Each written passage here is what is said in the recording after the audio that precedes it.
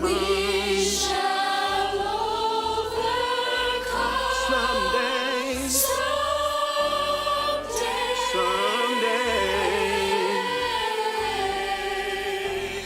Oh, dear. En mayo de 1963, las imágenes de niños siendo atacados por perros de la policía y enormes mangueras a presión le dieron la vuelta al mundo. Se trataba de lo que en su momento sus organizadores llamaron Day D, el día D, pero que con el paso del tiempo se conocería como The Children's Crusade, la cruzada de los niños. Para comprender esta historia, tenemos que ubicarnos en el estado de Alabama. Alabama, al igual que los otros estados del sur de Estados Unidos, son fundamentales para comprender la historia de la esclavitud, ya que por su ubicación geográfica los desembarcos desde África desembocaban en esta zona y traían tras de sí millones de personas africanas que tenían como destino años de esclavitud. Aún con la abolición de la esclavitud, tras la Guerra de Secesión, la esclavitud para las personas negras comenzó a tomar otros nombres y la desigualdad no pudo ser borrada. Una de estas nuevas formas de esclavitud fue la segregación racial, que comenzó a aplicarse solo un par de años después de la abolición de la esclavitud. Esta consistía en leyes deshumanizantes que impedían que las personas blancas y negras compartieran los mismos espacios, desde el restaurante, la escuela, los asientos de los autobuses, los lugares de entretenimiento, los baños. Cada espacio de las personas negras debía estar separado. Pero más allá de las leyes, la segregación racial, a la hora de la verdad, había determinado las propias relaciones culturales y sociales del país entre personas negras y blancas. Esta segregación varía en cada estado según su legislación, pero en Birmingham, en Alabama, era particularmente fuerte. Para la década de 1960, Birmingham tenía una población de aproximadamente 350.000 habitantes, de los cuales un 60% era blanca y un 40% era negra. Pero aún así, la segregación marcaba su vida en cada sentido. Las oportunidades de empleo para la población negra eran casi nulas y la tasa de desempleo era enorme. Y en dado caso de que tuvieran un empleo, sus salarios eran mucho más bajos. Las condiciones de las escuelas negras también eran pésimas. Y además, la votación estaba limitada. Para inicios de la década, solo el 10% de la población negra estaba registrada para votar. Asimismo, la segregación era evidente en cada aspecto de la vida cotidiana de las personas negras, desde lo espacial, lo social, lo económico y lo recreativo. Pero como ya fue dicho, la segregación trascendía las leyes, ya que la cultura blanca ejercía una fuerte violencia racial hacia las personas negras cada día. Grupos de supremacía blanca como el Ku Klux Klan frecuentemente detonaban bombas en la ciudad, a tal punto que tras 50 atentados con bombas por motivos raciales sin resolver entre 1945 y 1962, a Birmingham le habían dado el apodo de Bombingham. Asimismo, un barrio de mayoría negra sufrió tantos ataques que comenzó a ser llamado Dynamite Hill, Loma Dinamita.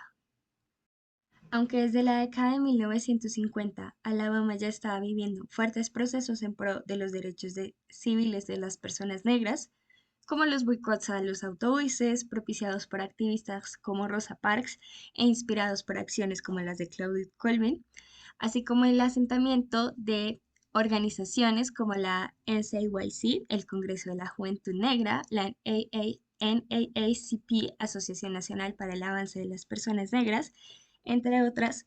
Para 1956 el estado de Alabama las prohibió y comenzó a debilitarse el movimiento.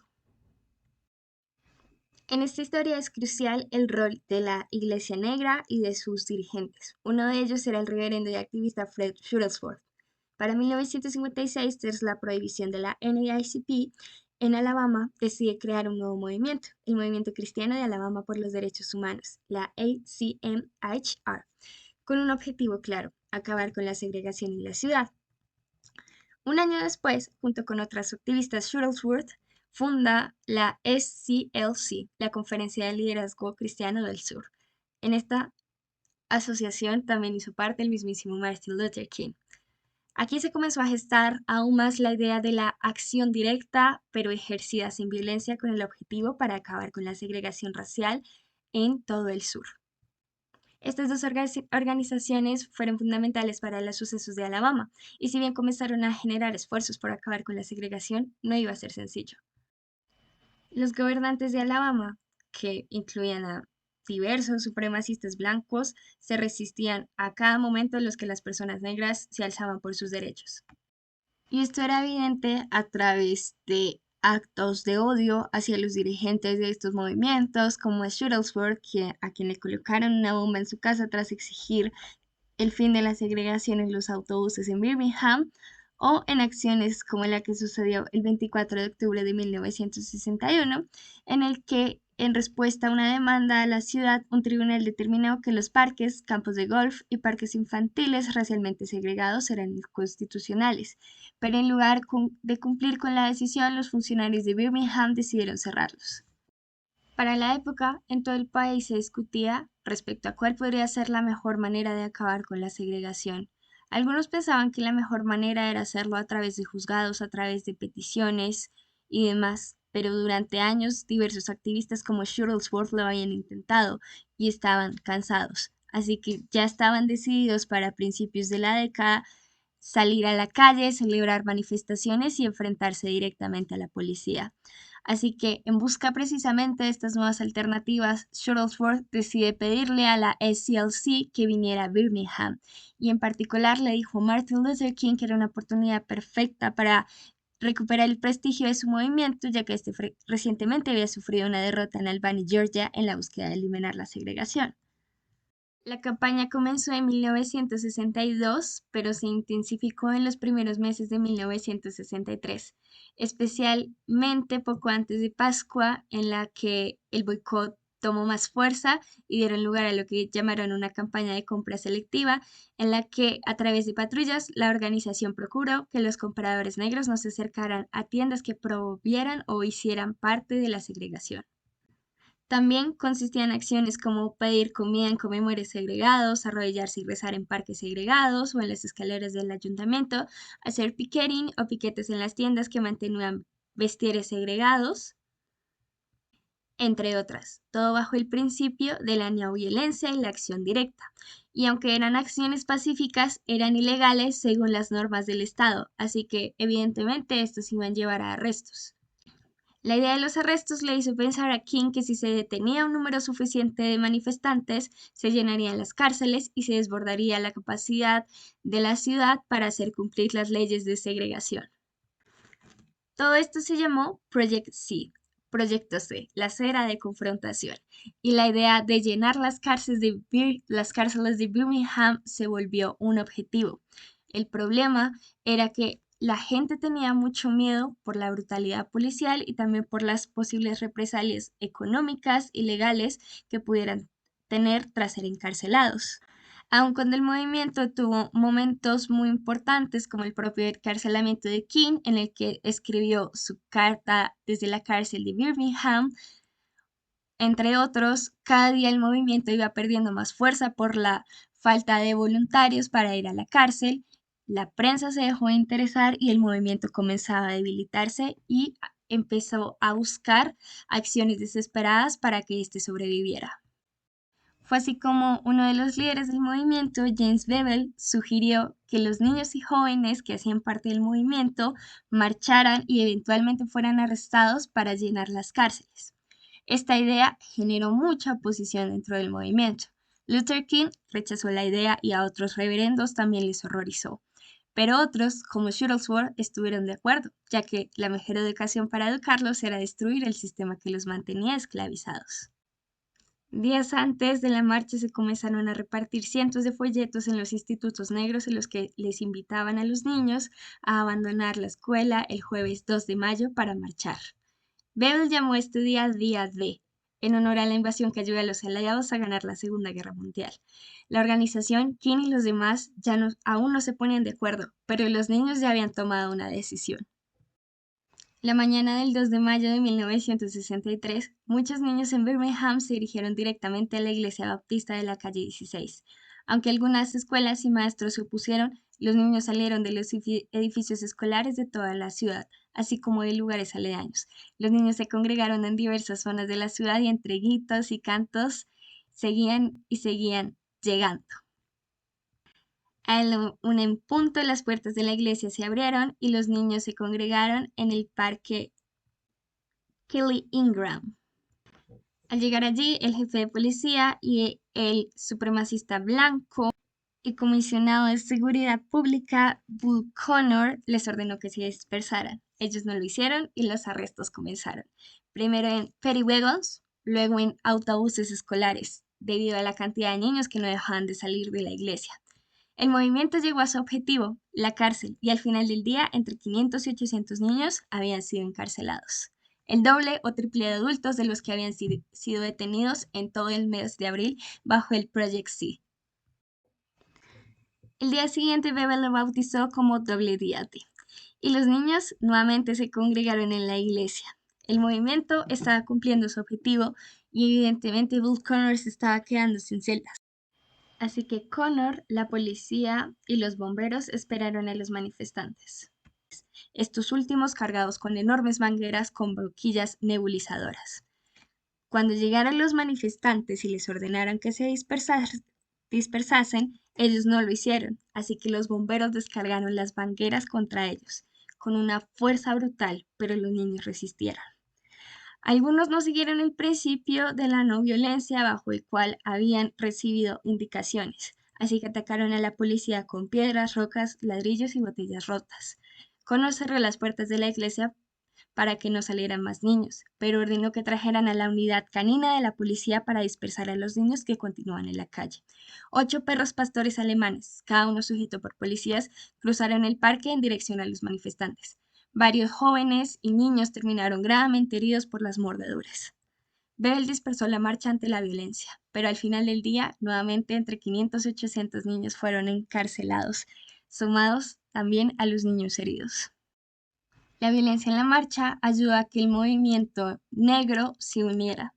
Pero más allá de esto, lo más importante de este día fue que los actos fueron fotografiados y grabados por varios periodistas, y cuando las imágenes de los niños siendo atacados aparecieron en los periódicos y los noticieros, Estados Unidos comenzó a prestar atención a lo que sucedía en Birmingham. Mientras tanto, los niños que ya estaban en las cárceles estaban sufriendo, por supuesto, condiciones de hacinamiento, hambre y frío, pero todos resistían cantando las canciones que más inspiraban al movimiento. El impacto de las imágenes y la prensa fue tan grande, a tal punto que el presidente Kennedy admitió que la imagen de un perro mordiendo a un niño lo ponía enfermo y ordenó al fiscal general a que enviara a un negociador a Birmingham. Esa tarde, Brooke Marshall, el fiscal general adjunto para los derechos civiles, llegó a la ciudad. Aún así, la disposición para reunirse era completa. Sin embargo, se formó un subcomité birracial compuesto en su mayoría de parte blanca por empresarios que estaban dispuestos a hablar con las personas negras.